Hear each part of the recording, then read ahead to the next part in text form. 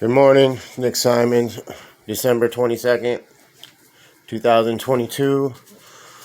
I used this video diary or whatever it is to record a thought. I'm thinking about someone I met in the jail I was just in, Hartford County Correctional.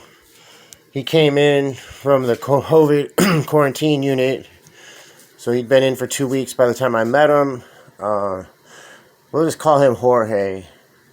He was an easygoing guy, likable, and then he found out he was looking at maybe 5 or 7 years, and it wasn't going to be probable that he was going to get out of it. And I watched his mental health deteriorate. He became kind of annoying to be around, and for some reason he liked me, so that meant he wanted to annoy me in particular. That's what I got. That was my reward for being liked, which is common in correctional institutions, for people to behave that way towards people they like for some reason. But one day he was very sad. I could tell this was a suffering child of the universal mind, or AKA God, whatever you want to call them. But he told me, I paced around a lot, and he would walk next to me, and he told me that his lawyer told him there might be a chance he could get a program. And I saw a change in his demeanor, and he had hope and positivity. And I talked to him about what I knew about drug type or recovery from addiction programs, I guess you could call them. And I was very happy and inspired for a moment.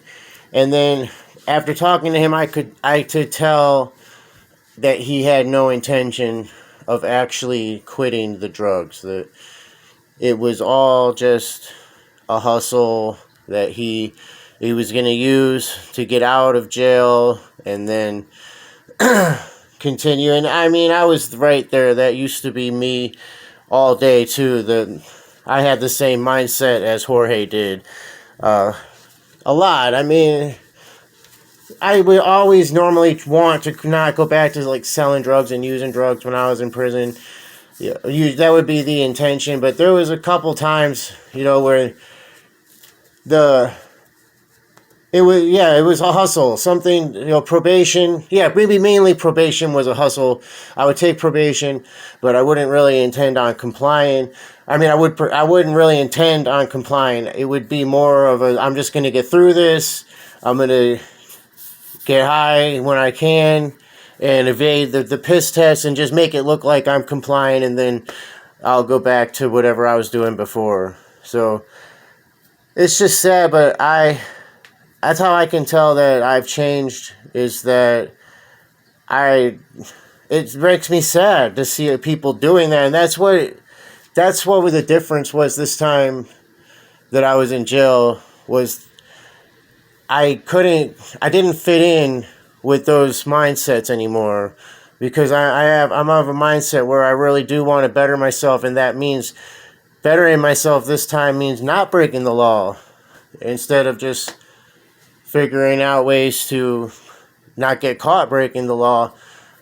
So I see a difference, and it was depressing to watch my fellow children of the universal mind, aka God, suffer. That's what it is. It's suffering. That's why we glamorize the people that have a criminal mindset. We glamorize the lifestyle because it's all that we're good at. It's the only way we can achieve any type of notoriety, amongst our peers. So if we can't be recognized for our achievements in society as a whole, we'll settle for being recognized for our achievements by a subculture that may consist of people that have low morals, because it's hard to find people involved in illegal activity that have a high degree of morals, or they may be loyal to one group of people and not loyal to everyone else, or there's just all types of different variations, of that. But it's not the morals of people that are involved in the criminal activity generally are not consistent. They're not the same with everybody,